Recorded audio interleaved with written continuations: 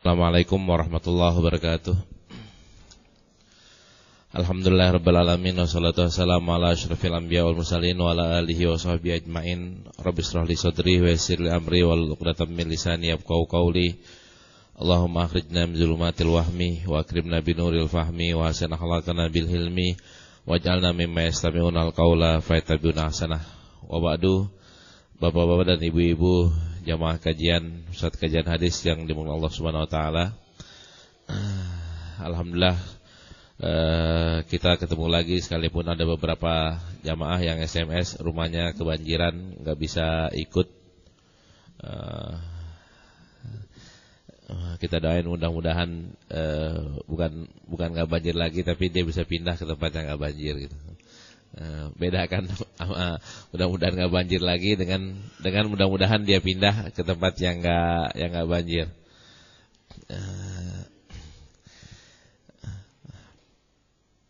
Nah, sebelum kita masuk ke kajian, sebagaimana biasa, kita awali dengan baca Sayyidul Istighfar dan kita sambung dengan baca Raditu Billahi Rabbah, dengan harapan, dengan doa mudah-mudahan dosa-dosa kita diampuni oleh Allah Subhanahu wa taala,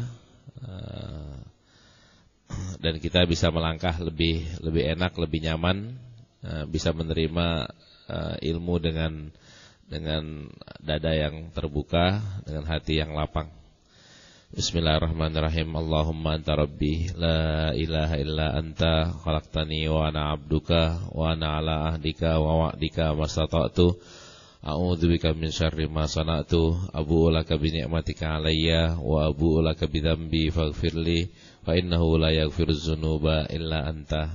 Allahumma anta rabbi la ilaha illa anta khalaqtani wa ana abduka wa ana ala ahdika wa wa'dika mastata'tu a'udzubika min syarri ma sana'tu abu'u laka bi ni'matika alayya wa abu'u laka bi dzambi faghfirli fa innahu la yaghfiruz dzunuba illa anta. Allahumma anta rabbi la ilaha illa anta khalaqtani wa ana abduka wa ana ala ahdika wa wa'dika mastata'tu a'udzubika min syarri ma sana'tu abu'u laka bi ni'matika alayya wa abu'u laka bi dzambi faghfirli fa innahu la yaghfiruz dzunuba illa anta. Raditu billahi rabba wa bil islami dina wa bi Muhammadin nabiyya. Raditu billahi rabba wa bil islami dina wa bi Muhammadin nabiyya. Raditu billahi rabba wa bil islami dina wa bi Muhammadin nabiyya. Baik, kita masuk ke kajian kitab Riyadhus Shalihin terlebih dahulu. Dan bab kita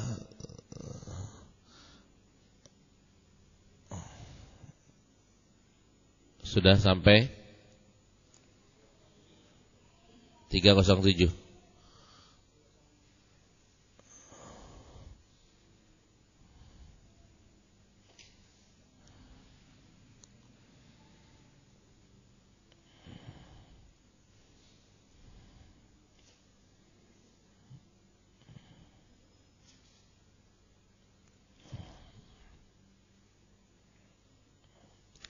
Masih hakul jar ya.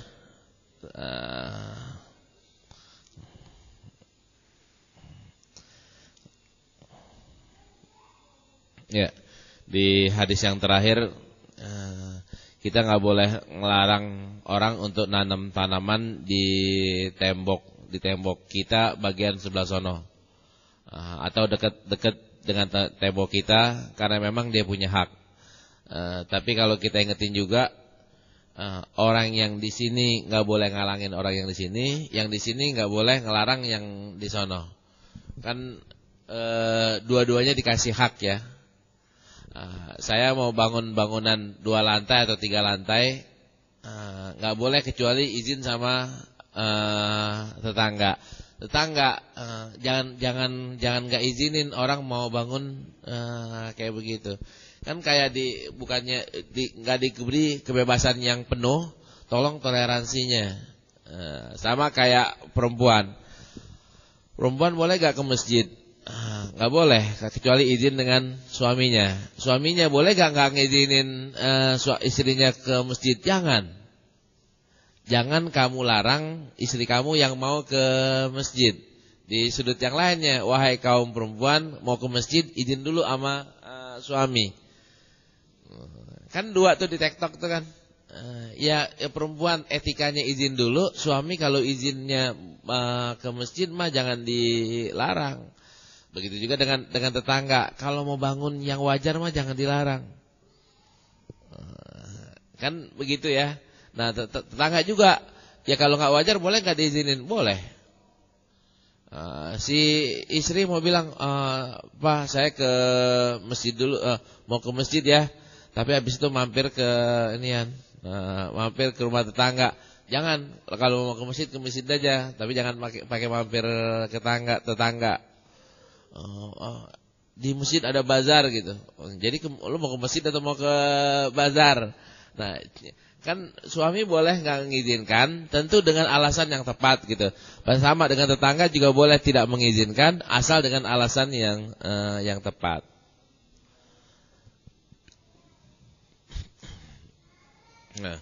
Nah, kaidah umumnya, di hadis yang ke-308, Bismillahirrahmanirrahim, bil isnadil muttasili ila Abi Zakaria Yahya ibn Syaraf An-Nawawi rahimahullah wa nafa'ana bi ulumihi fid dharaini amin.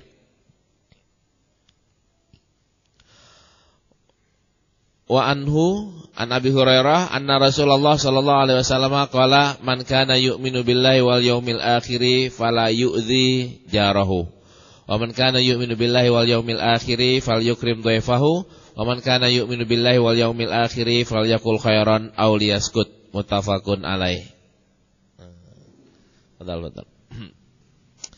Di sini kaidah umum nih, kalau bahasa Betawinya, kalau emang ente percaya sama percaya sama Allah dan hari kiamat, maka janganlah fala yu'zi jarahu, jangan nyakitin tetangga ente. Wa man kana yu'minu billahi wal yaumil akhir, ini bahasa Betawinya nih. Kalau pakai bahasa Indonesia yang kaku kan, barang siapa yang beriman kepada Allah dan hari kiamat. Kalau bahasa Betawinya kan, kalau emang ente beriman sama Allah dan hari kiamat, fal yukrim dhaifahu, maka hendaklah kamu menghormati tamu kamu. Wa man kana yu'minu billahi wal yaumil akhir falyakul khairan aw liyaskut. Ada 3 jadinya. Yang ketiganya adalah falyakul khairan aw liyaskut. Hendaklah dia berbicara yang baik atau diam.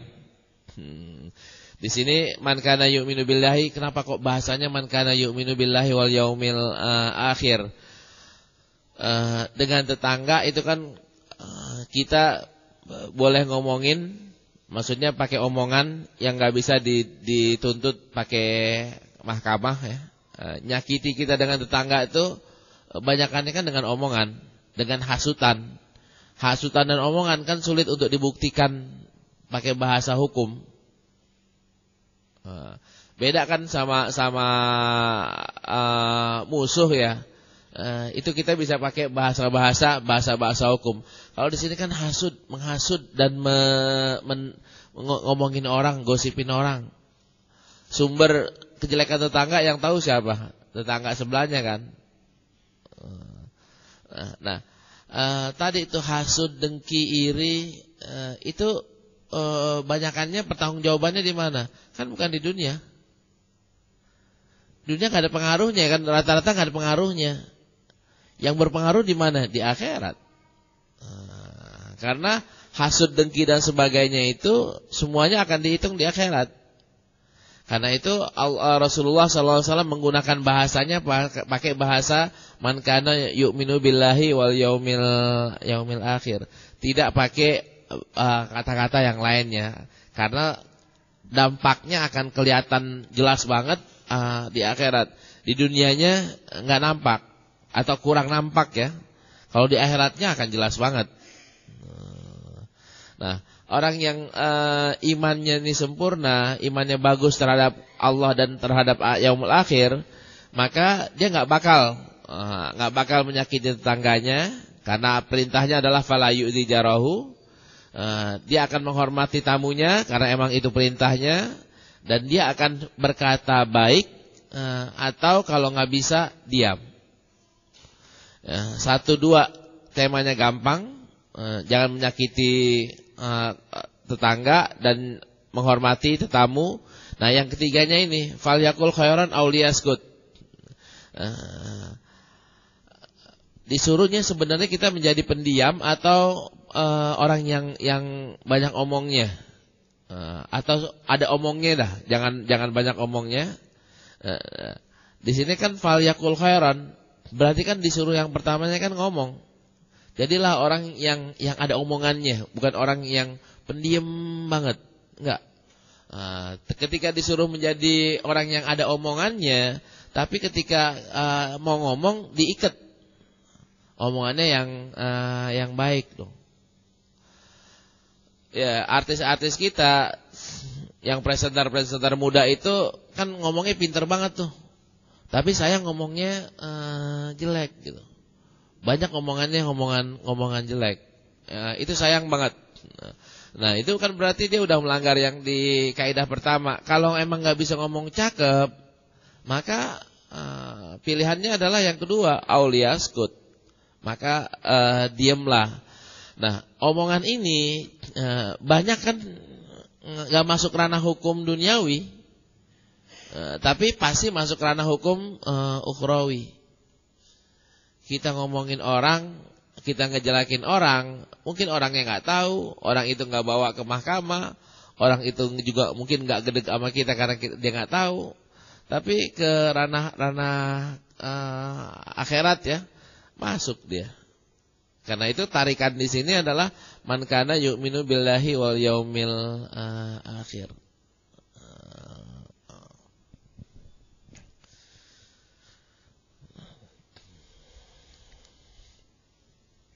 Di hadis berikutnya, wan Abi Syuraih Al-Khuzai radhiyallahu anhu anna Nabi sallallahu alaihi wasallam qala man kana yu'minu billahi wal yaumil akhir falyuhsin ila jarihi.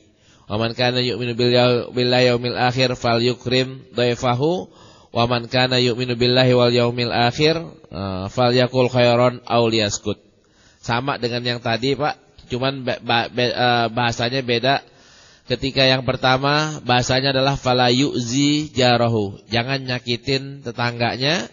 Bahasa yang kedua adalah falyuhsin ila jarihi, hendaklah dia berbuat baik kepada tetangganya. Ada dua inian. Kalau nggak mampu berbuat baik, ya jangan nyakitin. Nggak mau bantu tetangga nggak apa-apa, tapi jangan ngusilin. Nah, banyak di antara kita yang udah nggak bantuin, ngusil aja, udah nggak pernah bantu tapi ngusil gitu. Terus kalau ngusil, ngomongin tetangga yang berbuat negatif, apakah namanya ngusil? Kan ada babnya. Kalau dia masuk bab man ra'a minkum munkaran, enggak. Kalau yang dilakukan oleh tetangga mungkar, lantas kita omongin, apakah masuk larangan yang di sini? Enggak. Kenapa? Karena man ra'a minkum munkaran lebih am ya. Nah, kita disuruh aduin aja kepada polisi kalau emang di tetangga kita ada kemungkaran.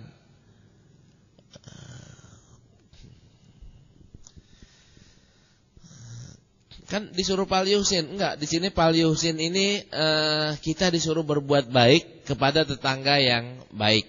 Tetangga yang baik adalah tetangga yang tidak berbuat kemungkaran. Kalau orang kan ada kemungkaran yang berdampak keluas, ada yang kemungkaran yang berdampak kepada diri sendiri. Mungkin yang kepada diri dia sendiri, kita nggak boleh menyebarluaskannya. Contoh kayak gini, Pak. Ada orang tetangga kita mabok ya. Tapi dia nggak ngajak orang, dia mabok sendirian di rumahnya, di kamarnya sendiri, nggak pakai setel apa-apaan, dia pun maboknya ya udah di kamarnya sendiri. Boleh nggak kita adukan ke polisi? Enggak. Kenapa kok enggak? Karena dia nggak ngajak orang. di kamarnya sendiri tanpa kegaduhan. Nasihatin boleh gak? Boleh kalau nasihat. Kalau bab nasihat mah boleh aja. Kalau umpamanya kita ngadu nih ke orang, ke polisi, kita disuruh pakai saksi kan?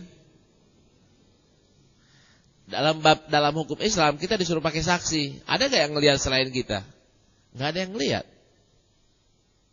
Karena dia diam-diam dan dia nggak ngajak orang. Beda kalau dia ngajak orang. Kalau dia ngajak orang ini udah mungkar. Ya, dia nggak ngajak orang, udah mungkar. Tapi kita nasihatinnya bukan pakai nasihat laporin ke polisi, akan tapi nasihatnya adalah cukup dengan teguran. Dalam hukum Islam kan ada orang mabok ya, minum minuman. Saya lapor nih sendiri nih. Wahai hakim, ada si Anu tuh di rumahnya mabok. Saya nggak bawa saksi. Udah diparanin sama hakim, tahu-tahu dia udah nggak mabok. Saya nggak bawa saksi. Yang dihukum siapa, Pak? Saya pelapor. Iya kayak gitu. Itulah yang terjadi di Abu Bakrah, sahabat Nabi yang meriwayatin lan yaflah kaumun, nggak akan bahagia satu kaum yang dipimpin oleh kaum perempuan. Beliau sahabat Nabi yang pernah dicambuk ya, pernah dicambuk karena laporannya tidak lengkap. Sekarang kan kayak gini, kalau nih kita ada seseorang lihat orang berzina, dia bertiga. Lihat orang berzina, dilaporin ke ini betul-betul dia berzina nih. Dia betul-betul berzina, dilaporin ke hakim. Hakim ngeliat laporannya, siapa yang berzina? Ana lihat dengan mata kepala ana. Siapa saksinya? 2 orang lagi jadi bertiga. Apa yang dilakukan oleh hakim? Yang dihukum siapa, Pak? Yang lapor. Karena lapornya cuma bertiga. Kalau lapornya berempat, baru yang dihukum penzina. Laporannya bertiga, enggak. Nah kalau dia ngaku nggak ada saksinya juga bisa. Kalau dia ngaku, kalau yang ininya ngaku, yang pelakunya ngaku, nggak usah pakai saksi, bisa dihukum. Tapi kan kalau pelaku kan jarang ngakunya. Kaidahnya kan kayak gitu. Si pelaku jarang ngaku. Kalau yang ngaku namanya taubat, bukannya pelaku. Orang yang mau taubat baru dia akan ngaku.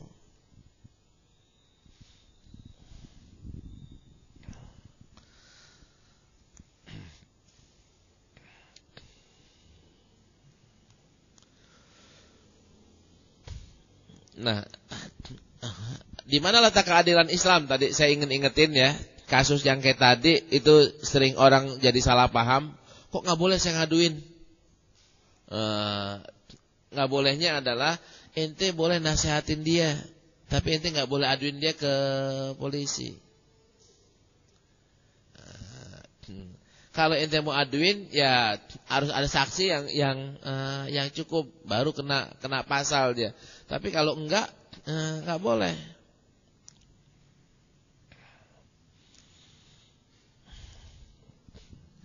Baik. An Aisyata radhiyallahu anhuma qalat qultu ya Rasulullah inna li jaraini fa ila ayyihima ahdi qala ila aqrabihima minki baban rawahul Bukhari. Satu ketika Rasulullah ditanya oleh istrinya Aisyah radhiyallahu anha, ya Rasulullah, inna li jaraini, saya punya 2 tetangga. Kalau saya mau ngasih kolak gitu, mau ngasih sop, mau ngasih marokotan yang biasa di ini, kepada siapa yang saya kasih? Kalau bisa ya dua-duanya. Kalau nggak bisa maka ila akrobihima minki baban. Yang pintunya paling dekat mana? Yang baunya nyampe mana? Ya, yang baunya nyampe itulah yang yang dikasih. Kalau yang bagus yang mana? Yang bagus ya kanan kiri. Tapi kalau misalnya yang cuman dikit banget, maka mana yang lebih yang baunya nyampe ke tetangga? Kan bisa ya, rumah kita yang sebelah sini sama tetangga dempet tuh dapurnya. Yang sini enggak, anginnya ke sono lagi, anginnya ke sono. Maka siapa yang berhak dikasih? Ya yang sebelah sono.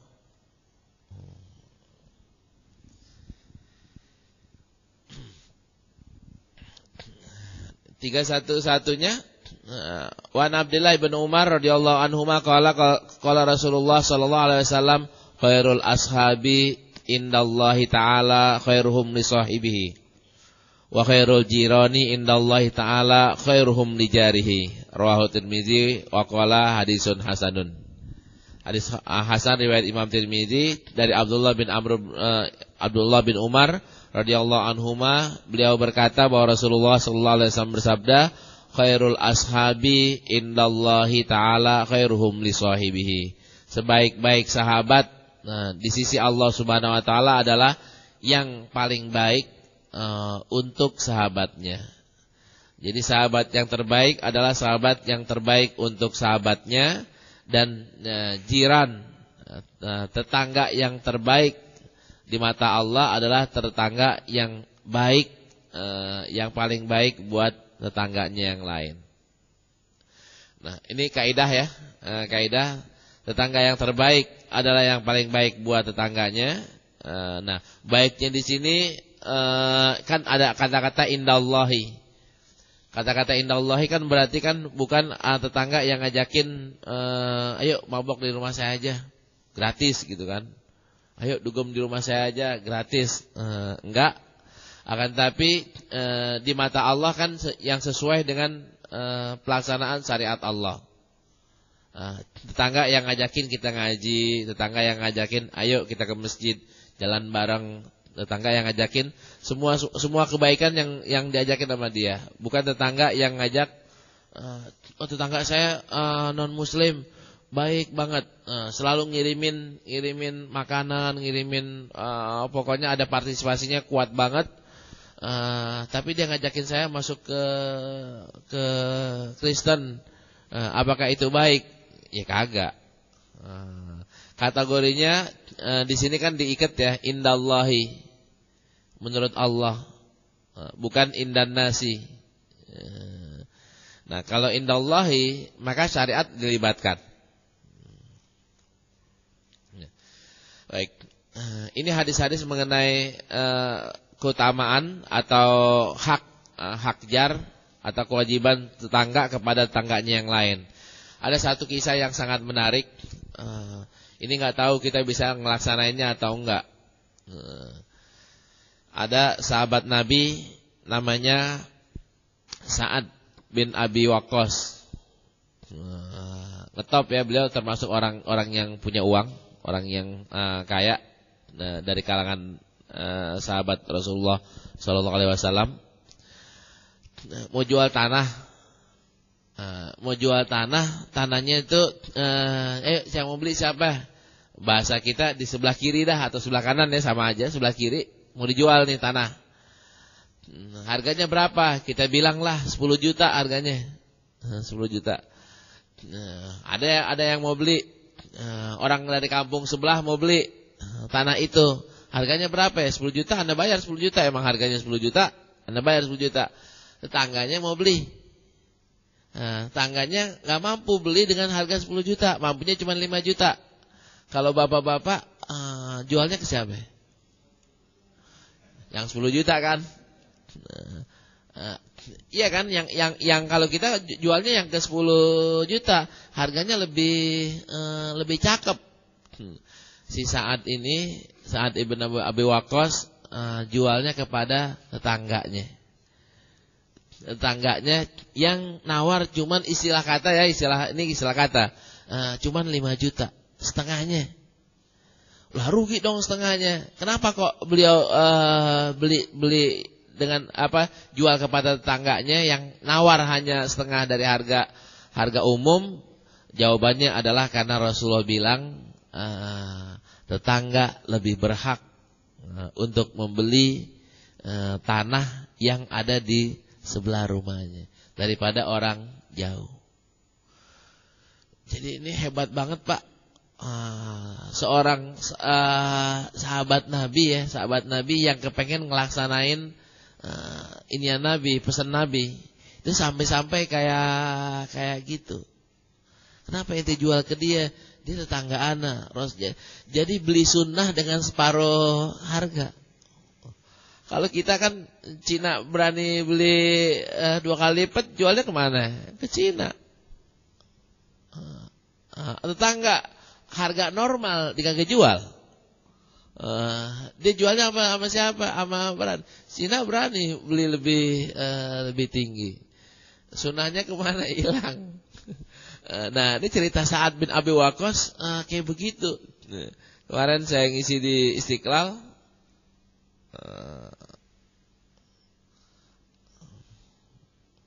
Ya.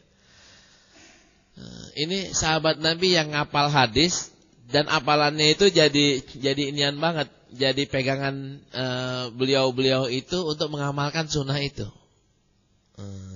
Sebagai contoh, yang pertama Umar ya, Umar bin Khattab mau untuk mencium Hajar Aswad. Padahal beliau tahu Hajar Aswad adalah sebuah batu. Kenapa kok Umar mau mencium Hajar Aswad? Alasannya sederhana. Alasannya karena saya ngelihat Rasulullah mencium. Kalau bukan karena saya ngelihat Rasulullah mencium, nggak bakal saya cium. Itu kan kata Umar kan kayak gitu kan. Ini ngetop banget ya. Contohnya ngetop banget. Ini belajar mencintai hadis lewat hafalan dan amalan. Terus cerita yang lainnya, ya Ummu Habibah. Ummu Habibah nangis karena bapaknya meninggal, sedih karena bapaknya meninggal. Di pas hari keempatnya ada yang layat. Wahai Ummu Habibah, kok ente nggak sedih lagi sih? Atau Ummu Habibah kan udah 4 hari, nggak boleh ana nangis lebih daripada 3 hari. Nggak boleh saya bersedih lebih daripada 3 hari, karena Rasulullah ngasih waktunya cuma sampai 3 hari. Kecuali kalau suaminya yang meninggal. Karena patokannya cuma 3 hari doang, boleh sedih. Ya cuma 3 hari doang. Nanti kan boleh marah. Kan kita diperbolehkan ya sama teman marahan. Tapi kan batasannya cuma 3 hari doang. 4 hari nggak boleh lagi marahan. Anas bin Malik, sholat sunnah di atas himar. Di atas himar, kiblatnya ke sono, dia sholatnya himar jalannya ke sono. Habis selesai, ada sahabat yang tabiin yang nanya, wahai sahabat Rasulullah, kok ente lucu ya, sholat sunnah di atas himar dan ngadepnya bukan ngadep kiblat. Apa kata Anas bin Malik? Anda ngelihat Rasulullah ngelakuin kayak begini, masalah buat ente. Kalau bahasa gaulnya masalah buat lo, gitu. Kagak. Jadi ngelakuinnya kayak gitu. Karena saya ngelihat Rasulullah melakukan seperti ini. Itu Anas bin Malik yang sholat di atas himar, ngadepnya nggak ngadep ke kiblat. Terus saat menjual, ini udah tadi ya, Huzaifah yang dikasih kado atau dikasih hadiah sutra dari negeri Sam. Mau nggak pakai sutra? Gratis nih. Kata Huzaifah, enggak. Sutra dilarang buat laki-laki, buat perempuan boleh. Kalau anak kasih bini anak, ente bolehin, anak ambil. Tapi kalau ente suruh anak pakai, enggak ada. Wah cakep nih, ini enggak ada yang punya nih, enggak ada. Kalau ini bahannya bahan sutra, karena Rasulullah ngelarang pakai sutra. Ini Ma'qil bin Yasar nasihatin buat para amir. Berani banget karena Rasulullah nyuruh kayak gitu.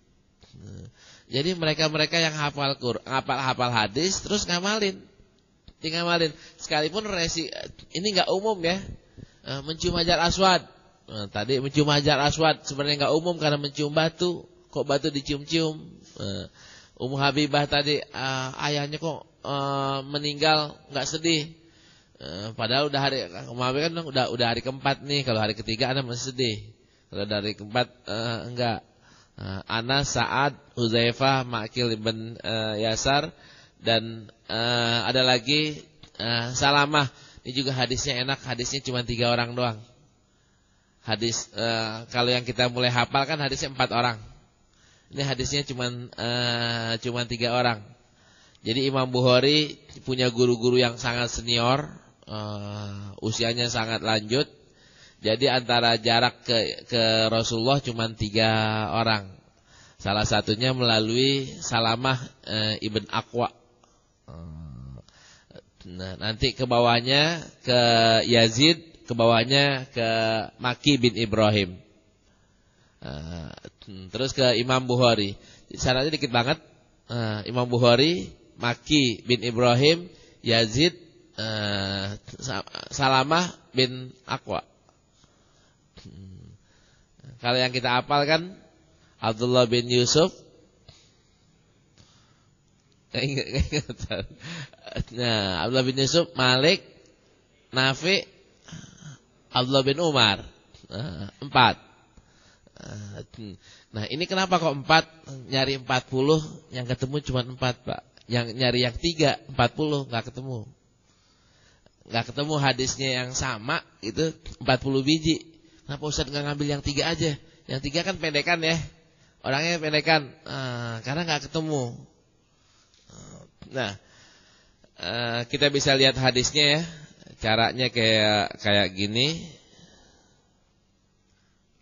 Nah, beliau ini Salamah bin Aqwa ini dilihat sama sahabat Nabi yang bernama Yazid.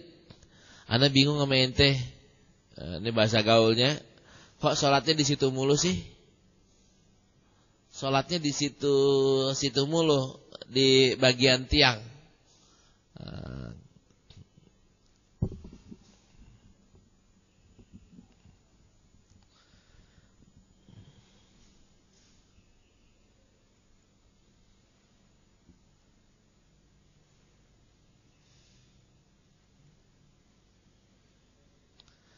Maki bin Ibrahim. Ya. Kita lihat Maki bin Ibrahim hadisnya.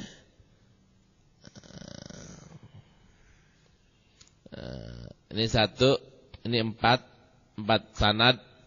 Ini yang ini 3 sanad. Sanadnya cuma 3. Kita lihat sanadnya cuma 3, Pak. Maki ibn Ibrahim, Yazid, Salamah bin Amru bin Aqwa. Ngetopnya Salamah ibn Aqwa.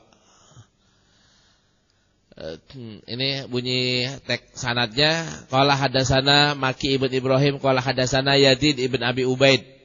Yazid ibn Abi Ubaid an Salamah. Qala sami'tu Nabi sallallahu alaihi wasallam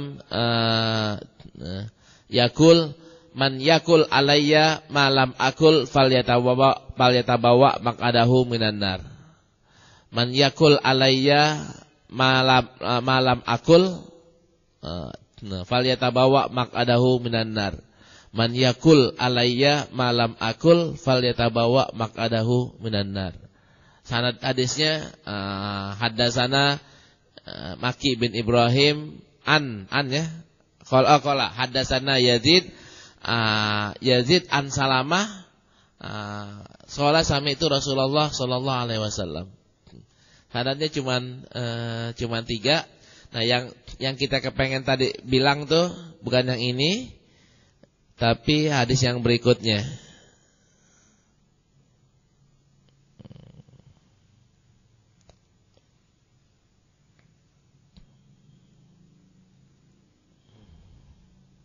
Ini dia.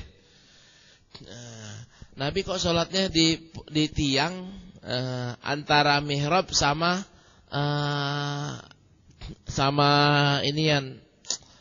kiblat. Antara indal ustuana, indal mushaf, indal mushaf arah ke kiblat.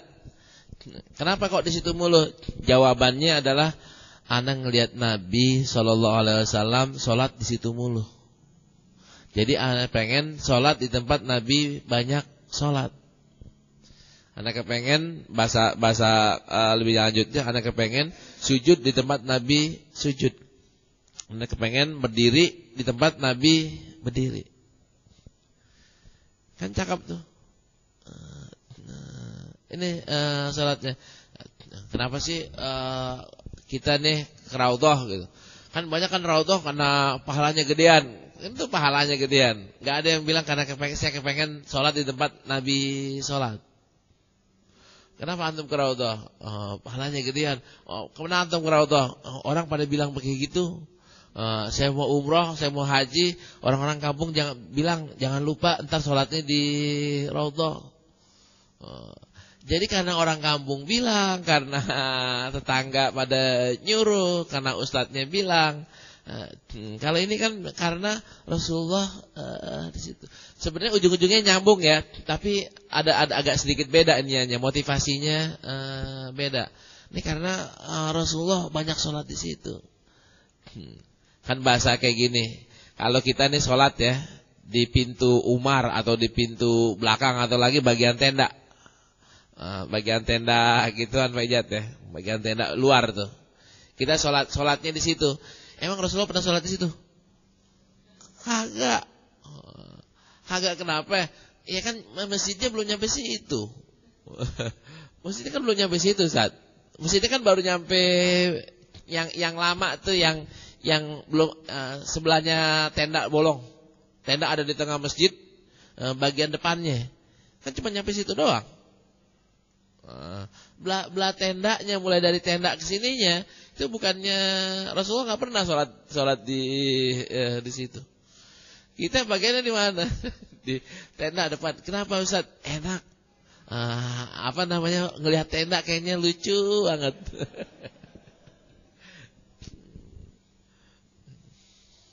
Apalagi malam-malam ya, sore-sore gitu.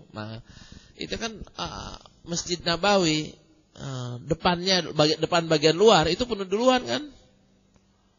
Depan dalamnya masih kosong Ustaz. Orang pada kenapa? Alasannya biar pengen cepat pulangnya. Ada yang bilang adem, ada yang bilang orang Indonesia nih bilang ininya lucu. Payungnya lucu. Palingnya nggak pernah Anda lihat di kampungan. Jadi motivasinya beda banget. Nah ini Salamah bin Aqwa ini ya, ini dibilang ini ya, kuntu ati ma'a Salamah ibn Aqwa. Salamah bin Aqwa fa yusalli indal istuwana. Nah, Salamah bin Aqwa sebenarnya kan namanya kan bukan Salamah bin Aqwa. Salamah bin, kita lihat di sini mana dia.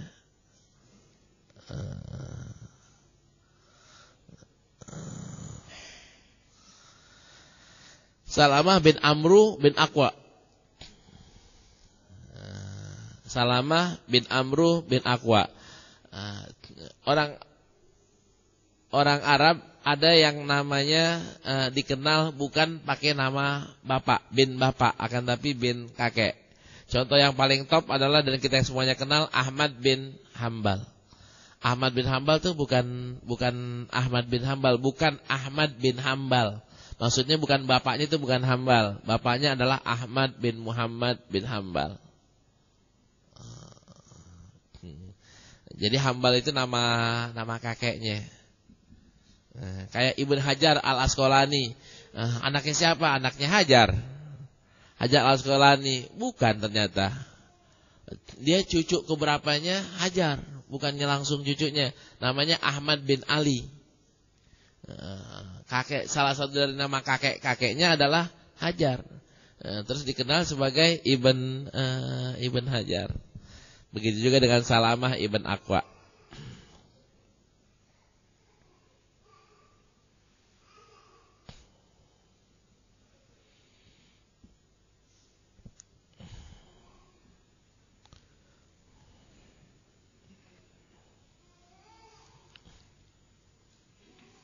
Nah. Kenapa? Waktunya ya. Waktu untuk Riyadhus Shalihinnya cukup. Kita akan lanjutkan minggu depan untuk bab yang baru, bab birrul walidaini wasilatul arham. Masih ada waktu 10 menitan. Kita buka untuk pertanyaan. Yang mau bertanya masih dikaitannya dengan Riyadhus Shalihin, dipersilahkan.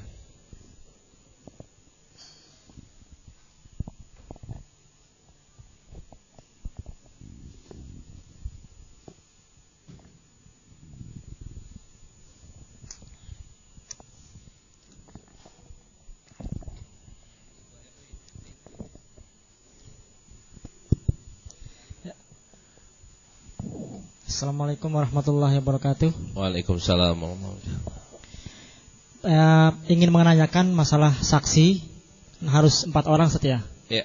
Apakah ada alasan rasional mengapa harus 4 orang Ustaz? Ya, itu aja Ustaz. Terima kasih. Nah, alasan rasionalnya ya. Ya.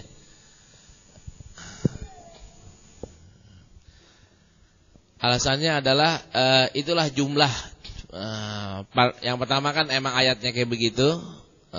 Dan terus rasionalnya adalah itulah jumlah orang yang sulit untuk bersepakat bohong. Kalau umpamanya dia bohong, kayaknya susah ngajak 4 orang. Ngajak 2 orang masih gampang. Ngajak 3 orang mungkin masih dibilang gampang. Kalau 4 orang ntar dia yang benar loh, iya. Enggak, Anda enggak ngelihat, maaf Anda enggak ngelihat. Bisa kayak gitu Ustaz. Nah, jumlah itu dianggap jumlah yang relatif aman untuk kejujuran, untuk membawa berita itu jadi benar. Sama ketika hadis mutawatir ya. Hadis mutawatir berapa orang? Ada yang bilang 10, ada yang bilang mulai dari 4 Ustaz. Mulai dari 4, ada yang syaratin 7, ada yang syaratin tadi sebelumnya 5, 7, 10, 12 sampai akhirnya 700. Kalau 700 gimana cari mutawatirnya? Enggak ketemu cari yang mutawatir. Nah, akhirnya ulama-ulama yang belakangan ini belum ada kesepakatan yang pasti, tapi banyak yang ngambil 10. Bagi ulama yang bilang 4, kenapa bilang 4? 4 kalau sekelas Abu Bakar sama Umar sama Utsman sama Ali mah udah cukup katanya. Ulama hadis bilang kan susah nyari riwayat yang diriwayatkan bersama oleh 4 orang ini. Maka harus dilebarin, wah sahabat-sahabat Nabi kan jujur. Sahabat Nabi aja diharusin 10 Ustaz buat jadi mutawatir. Itu mungkin Ustaz alasannya Ustaz.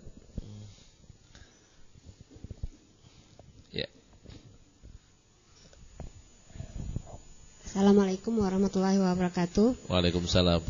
Mau menanyakan tadi kalau menjual ke tetangga ya Pak Ustadz, menawarkan. Kemudian kalau tetangga tidak ada yang berminat, apakah berlaku ranking itu untuk yang orang yang berada jauh dari kita? Misalnya tetangga 3 rumah, tetangga 4 rumah, atau memang 1 RT, apakah juga berlaku ranking itu gitu? Kalau memang tetangga dekat sebelah persis bukan orang yang berminat. Nah, kalau misalnya tempat usaha ada yang berminat beberapa. Yang pertama yang berminat adalah orang yang kebetulan misalnya pernah kontrak di sekitar tempat itu. Kemudian ada juga yang berminat teman dekat gitu. Misalnya itu prioritasnya rankingnya yang mana duluan gitu. Karena tadi referensinya tetangga ya. Apakah berlaku yang non tetangga dan bagaimana kita memprioritaskan kalau bukan tetangga dekat. Terima kasih. Assalamualaikum warahmatullahi wabarakatuh. Waalaikumsalam warahmatullahi wabarakatuh. Kalau udah RT sebelah, apakah dianggap tetangga lagi? Mungkin udah terbuka kali Bu. Kan kita punya nih tanah sebelahan. Sebelahan. Kalau yang enak kan tetangga yang sebelahnya ya. Jadi tangganya tetap itu juga. Jadi nggak ada orang baru di situ. Atau enggak tetangganya juga udah ngarap-ngarap dan rumahnya agak gedean dikit. Biarnya dijual, anak gedein dikit dah nih. Tapi jualnya maunya mahal banget. Jadi hitungnya kalau misalnya beda RW gimana? Apakah masuk ranking? Sudah enggak, Bu? Masuk di situ adalah yang depan, yang belakang, yang samping lagi dikit. Biar enggak ganggu posisi di situ. Posisi sosial di situ. Nah, terus kalau umpamanya di perusahaan nih kita punya kongsi, kita jual sama orang lain, ada staf kita yang mau beli, lebih baik kepada staf kita atau kongsi dagang kita. Kongsi dagang kita kan dianggap tetangga kan. Kita punya nih 60-40 atau 70-30. Ini kita mau jual nih 20%-nya. Kita punya hak saham di situ 80. 20% kepada siapa? Ini jangan jauh-jauh. Kepada yang punya 30. Atau kepada karyawan. Saya mau jual nih. Nah, mereka lebih berhak dibanding orang lain. Nah, tadi itu saat itu kan hebatnya itu sampai berani rugi. Karena pengen melaksanakan sunnah. Kita boleh gak bilang gini, Bu, ini harga pasarannya kan di sini Ibu tahu sendiri 10 juta. Jadi saya pengen jual 10 juta.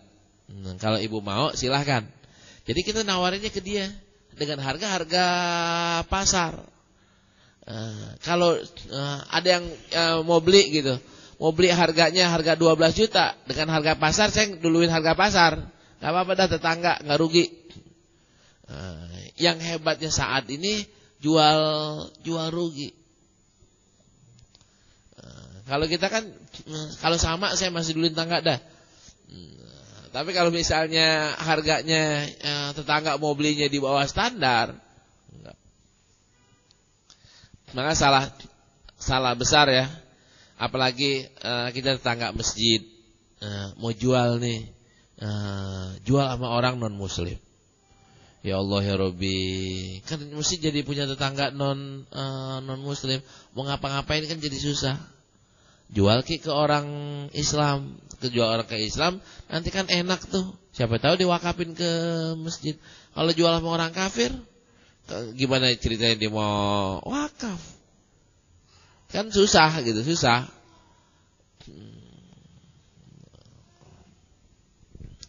Ada cerita di kampung mana gitu, kayak begitu,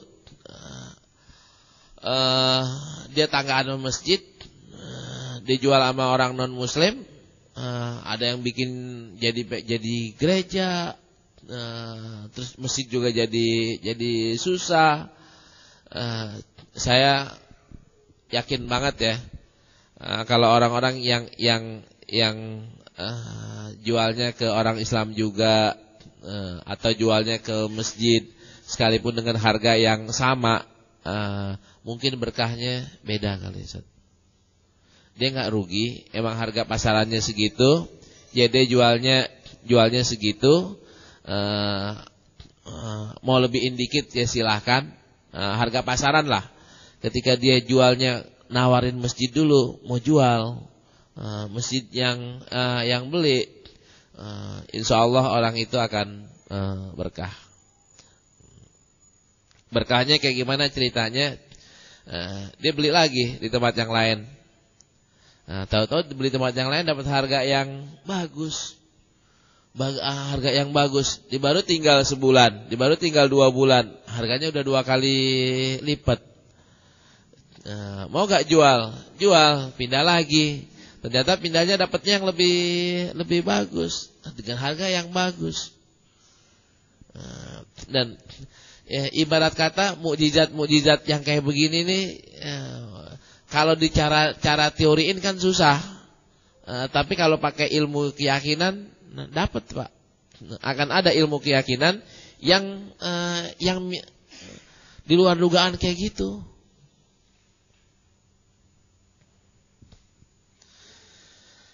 Ya Allah. Baik, tadi ada lagi? Ya, silakan Ustaz. Assalamualaikum. Waalaikumsalam. Saya punya tetangga gitu kan, kalau saya kan tinggal di kontrakan kan biasa kalau malam tetangga ribut kita juga kedengeran gitu. Betul. Yang repot saya tuh posisi saya kalau mau ikut-ikutan takut ikut campur gitu. Jadi kadang saya cuma batuk-batukan. Lalu habis itu suaranya mereka malu dong sama tetangga gitu. Akhirnya karena mungkin kan ada suara tetangga masih belum tidur kali tadi bilang kayak gitu. Cuma solusinya gimana kalau seperti itu, Ustaz? Maksudnya takut nyampurin orang lain, urusannya kan urusan, kalau kayak gitu kan urusan pribadi gitu. Jadi serba salah, tapi kalau saya nggak ikut-ikutan nggak bisa tidur kayak gitu. Iya, betul Ustaz. Betul. Ya, ngajaknya bil hikmati. Bil hikmahnya kayak gimana? Apakah kita bilangin Pak, maaf sudah malam, atau kita bilangin Pak RT, kalau nggak kuat juga bilangin Pak RT yang niin. Kan ada yang nakal kan, Ustaz, telepon 911 ada kebakaran. Orang datang Banwir mingkro sahabat itu ke rumah dia yang ada kebakaran. Ya itu jahat, itu nakal, tapi udah nggak sanggup dengan tetangga yang nggak bisa berhenti. Akhirnya ini cerita beneran ini. Akhirnya telepon 911. Nah, yang datang katong Banwir, yang datang yang ambulan. Kenapa udah mau saling bunuh-bunuhan tuh Pak tuh? Sebelum datang bunuh-bunuhan, bawa aja di ambulan gitu. Ya. Baik, tadi ada sebelah sini. Ya, silakan Ustaz.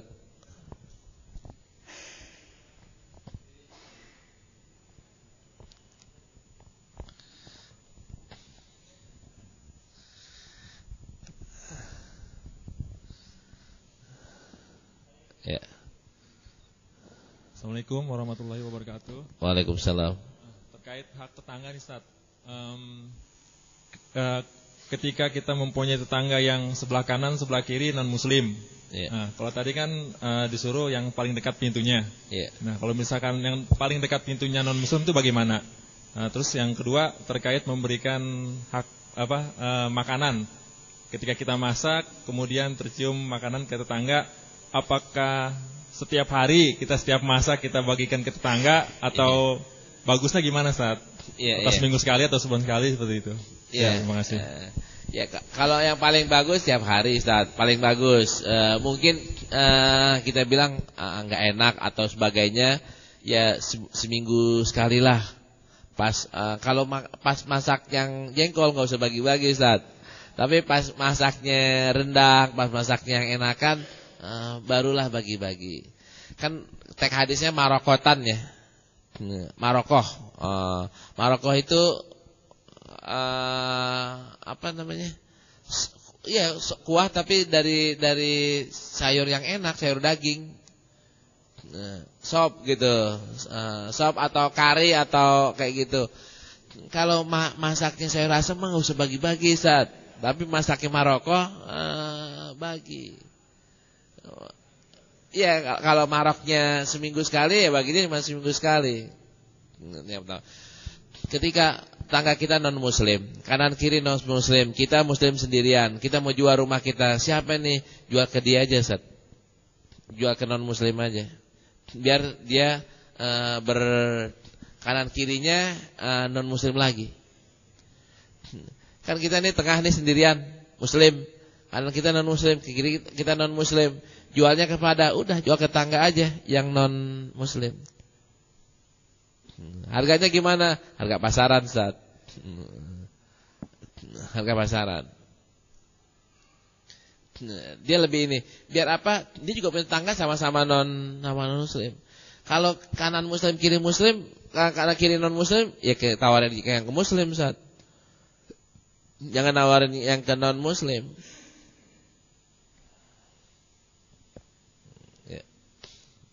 Alasannya apa? Tadi itu alasannya. Kalau dia berturuh dia kan enak.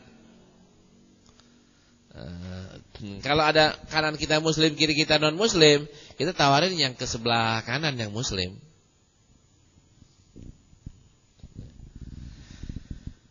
Baik. Ini kita cukupkan untuk Riyadhus Shalihinnya.